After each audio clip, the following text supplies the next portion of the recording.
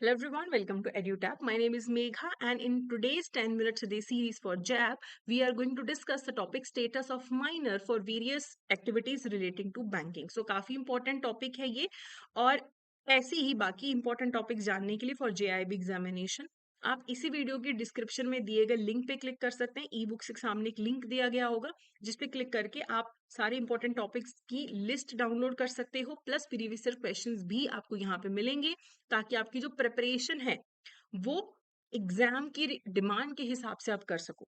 Okay, चलिए अब हम टॉपिक की बात करते हैं।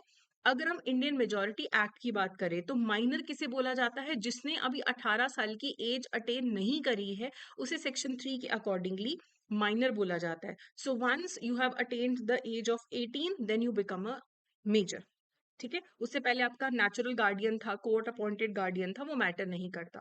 अगर हम contractual capacity of a minor की बात करें तो इंडियन कॉन्ट्रैक्ट एक्ट का सेक्शन नंबर 11 बोलता है कि माइनर के पास कैपेसिटी नहीं होती है, legal capacity to enter into a contract. उसके साथ कोई भी कॉन्ट्रैक्ट किया जाएगा वो वॉइड एब इनिशियो होगा। आप ऐसा नहीं कर सकते कि एज अ माइनर उससे कॉन्ट्रैक्ट साइन करवा लिया और जब वो मेजोरिटी अटेन करे वो उसी को रेटिफाई कर दे। बिल्कुल भी ऐसा अलाउड नहीं होता है। सिर्फ इसमें एक एक्सेप्शन है, अगर लाइफ की नेसेसिटीज के लिए माइनर को कोई कॉन्ट्रैक्ट करना है वो कर सकता है, वो लीगली वैलिड होगा। उसके लिए भी कभी भी माइनर जो है वो पर्सनली लाइबल नहीं होता है। ठीक है, और ये necessities according to miners life condition होना चाहिए। इसके अलावा किसी भी पर्पस के लिए माइनर कॉन्ट्रैक्ट नहीं कर सकता। तो माइनर को अगर लोन लेना है बैंक से वो सिर्फ अपनी नेसेसिटीज के लिए ले सकता है और वहां पे भी गार्डियन का रोल रिक्वायर्ड होता है। अगर हम एजेंसी रिलेशनशिप का बात करें तो section number 183 of the Indian contract act बोलता है कि माइनर किसी को एजेंट के तौर पे अपॉइंट नहीं कर सकता, लेकिन माइनर को एजेंट बनाया जा सकता है। So minor can not be a principal but minor can be an agent. Minor का अगर बैंक अकाउंट है तो वो कभी भी ऐसा नहीं बोल सकता कि मैं आपको पावर देता हूँ मेरे एजेंट बन के आप मेरा अकाउंट संभाल सको। नहीं, ऐसा अलाउड नहीं है। माइनर कभी भी किसी को अथॉरिटी डेलीगेट नहीं कर सकता। लेकिन माइनर अकॉर्डिंग टू सेक्शन 184 खुद एजेंट बन सकता है, लेकिन उसके लिए प्रिंसिपल लायबल होगा। कभी भी माइनर खुद पर्सनली लायबल नहीं होगा एज एन एजेंट।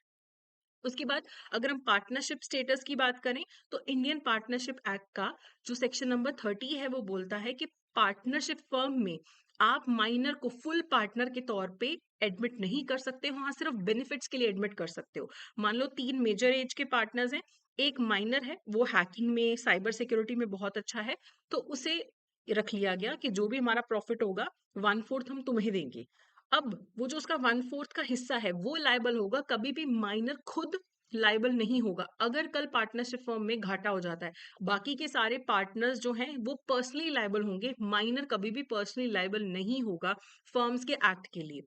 अब एक बार माइनर ने मेजॉरिटी एज अटेन कर ली तो उसके 6 महीने के अंदर अंदर उसको बताना होता है कि वो अब पार्टनर के तौर पे कंटिन्यू करेगा या नहीं करेगा। अगर 6 महीने तक माइनर साइलेंट रहता है तो ये अज्यूम कर लिया जाता है कि यस, उसने अपने आप को एज अ पार्टनर यहाँ पे एडमिट कर लिया है और माइनर रहते हुए वो कभी भी पार्टनरशिप फर्म के बैंक अकाउंट में स्टॉप पेमेंट इंस्ट्रक्शन नहीं दे सकता है।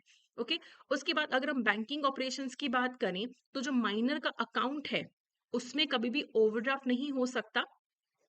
It's not allowed. Credit card not allowed. कुछ भी हो जाए कभी भी माइनर का जो अकाउंट है वो ओवरड्रॉ नहीं हो सकता। क्या एक माइनर बेयरर चेक का पे हो सकता है? यस, एक माइनर बेयरर चेक का पे हो सकता है। That is valid. आपको पेपर में भी पूछा गया था कि एक फादर है, उसने अपने सन को एक चेक दिया और वो बेयरर चेक था, तो क्या वो माइनर उसका पे बन सकता है? तो यस, वो बन सकता है।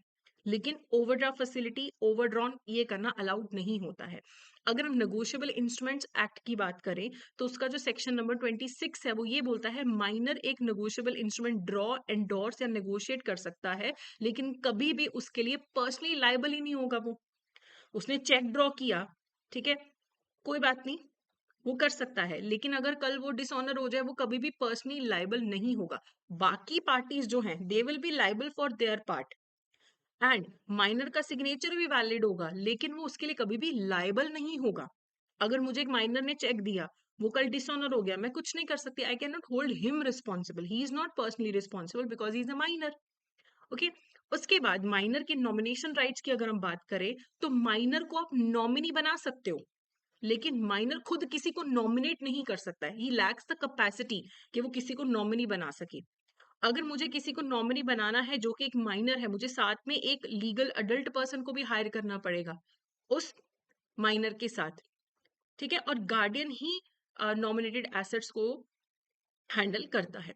उसके बाद अगर हम लीगल स्टेटस की बात करें तो माइनर को इंसॉल्वेंट डिक्लेयर नहीं किया जा सकता क्योंकि उसके पास कंट्रेक्चुअल कैपेसिटी ही नहीं है, he is protected under law. And ज्यादातर गार्डियन ही माइनर के लीगल इंटरेस्ट को रिप्रेजेंट करता है, और काफी जगहों पे तो कोर्ट इंटरवेंशन भी रिक्वायर्ड होता है वहां जहां पे माइनर का प्रॉपर्टी इन्वॉल्व होता है। अब आरबीआई ने कुछ नए गाइडलाइंस दिए हैं effective April 21 2025 regarding the minors bank accounts. तो इसमें सबसे बड़ा चेंज ये लाया गया है, minor above the years 10 age, 10 साल से बड़ा अगर बच्चा है, वो अपना अकाउंट खुद से ओपन या ऑपरेट कर सकता है। Savings account and term deposit account independently open कर सकता है, इंडिपेंडेंटली ऑपरेट करता है। लेकिन ये जो फैसिलिटी है ये बैंक पे निर्भर करता है कि वो ये फैसिलिटी देना चाहते हैं कि नहीं देना चाहते। आरबीआई ने अलाउ कर दिया है। वैसे अगर एक माइनर को अकाउंट ओपन करना होता है तो अपने गार्डियन के साथ, चाहे नेचुरल गार्डियन हो चाहे लीगल गार्डियन हो, अकाउंट ओपन कर सकता है। मदर्स को भी स्पेसिफिकली एज गार्डियंस रिकॉग्नाइज किया जाता है। एंड अगर एक बच्चा 10 साल से ऊपर की उम्र का है, वो अपना अकाउंट इंडिपेंडेंटली ऑपरेट कर सकता है। बैंक अपनी रिस्क मैनेजमेंट पॉलिसी के अकॉर्डिंगली जो फैसिलिटीज देना चाहता है वो दे सकता है। एक बार एक माइनर ने मेजॉरिटी एज अगर अटेन कर ली तो फिर उसे फ्रेश इंस्ट्रक्शंस देनी पड़ती हैं, फ्रेश स्पेसिमेन सिग्नेचर देने पड़ते हैं, एंड उसका प्रॉपर केवाईसी होता है। बैंक को प्रॉपर ड्यू डिलिजेंस करना होता है regarding the monitoring of the minor accounts. उसके बाद सेफ्टी मेजर्स के लिए माइनर के केस में कभी भी अकाउंट ओवरड्रॉन नहीं हो सकता है, हमेशा पॉजिटिव क्रेडिट बैलेंस होना चाहिए है। और बैंक का अपना पॉलिसी होना चाहिए कि माइनर के अकाउंट्स को वो कैसे हैंडल करेंगे, और बैंक क्या प्रोडक्ट ऑफर करना चाहता है माइनर अकाउंट में, ये बैंक की मर्जी होती है according to their risk taking capacity. अब ये जो नया सर्कुलर आया है आरबीआई का, जिसमें माइनर को अलाउ किया गया है 10 ईयर से ऊपर अपना अकाउंट खुद ऑपरेट करने के लिए, तो आरबीआई ने सर्कुलर तो अप्रैल 21 2025 में ले आए थे, और ये बोला है कि जुलाई 1 2025 तक सारे बैंक्स को अपनी जो पॉलिसीज हैं इस सर्कुलर के अकॉर्डिंगली मॉडिफाई करनी है। इसके अलावा माइनर के अकाउंट में बैंक इंटरनेट बैंकिंग की फैसिलिटी दे सकता है, एटीएम कार्ड डेबिट कार्ड दे सकता है, क्रेडिट कार्ड नहीं दे सकता है, चेक बुक भी दी जा सकती है, और बाकी जो फैसिलिटीज देना चाहे बैंक अपनी रिस्क टेकिंग एबिलिटी के अकॉर्डिंगली वो दे सकता है। अब इसके रिगार्डिंग एमसीक्यूज करने से पहले I would like to inform you, अगर आप जेआईबी एग्जामिनेशन को टारगेट कर रहे हैं तो जैसा अभी एग्जाम का पैटर्न चेंज हो चुका है, आपको बहुत डिटेल में प्रिपरेशन करना पड़ेगा, क्योंकि काफी बार आपकी इन डेप्थ नॉलेज को चेक किया जाता है। तो उसके लिए आई वुड रिकमेंड कि अगर आप खुद से प्रिपेयर नहीं कर पा रहे हैं तो आप हमारे मास्टर कोर्स में एनरोल कर सकते हैं। तो चारों जो मेन सब्जेक्ट्स हैं उनका डिटेल में आपको रिकॉर्डेड सिलेबस मिलेगा, लाइव क्लासेस मिलेंगी जस्ट बिफोर द एग्जामिनेशन, आपको रिवीजन के लिए कोर्स मिलेगा जिसमें लाइव क्लासेस होंगी, रिकॉर्डेड भी अवेलेबल रहेंगी, नोट्स मिलेंगे आपको, टेस्ट सीरीज, हर चैप्टर की एमसीक्यूज मिल रहे हैं, फुल लेंथ मॉक टेस्ट भी मिल रहे हैं आपको, एंड प्रीवियस ईयर क्वेश्चंस भी मिल रहे हैं। तो आप इसी वीडियो के डिस्क्रिप्शन में दिए गए लिंक पे क्लिक करके इस कोर्स में एनरोलमेंट कर सकते हैं। चलिए क्वेश्चन की बात करते हैं। So what is a key operational restriction placed on all minor accounts whether independent या guardian operated? एक restriction जो हमेशा रहता ही है, can not have internet banking, ऐसा तो कुछ भी नहीं है। सारे माइनर अकाउंट जॉइंट अकाउंट्स होने चाहिए, ऐसा भी कुछ नहीं है। Can not exceed a fixed balance, ऐसा भी कुछ नहीं है। Must always remain in credit balance, no overdraft, ये पक्का है कि कभी भी ओवरड्रॉन नहीं हो सकता, हमेशा क्रेडिट बैलेंस होना चाहिए। According to section number 183 of the Indian Contract Act, what statement is true about a minor? A minor can delegate authority to an agent? No.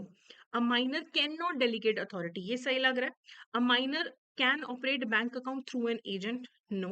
A minor can be held liable for an agent's action? No. So यहाँ पे B जो है correct answer है कि minor खुद principal बन के, यहाँ पे B करेक्ट आंसर आएगा। माइनर जो है कभी भी खुद प्रिंसिपल बन के किसी और को एजेंट नहीं बना सकता है। So he can not delegate authority to an agent. So B जो है यहाँ पे correct answer, sorry for the mistake. ठीक है, सो ये था हमारा आज का session. That's it for today, thank you so much.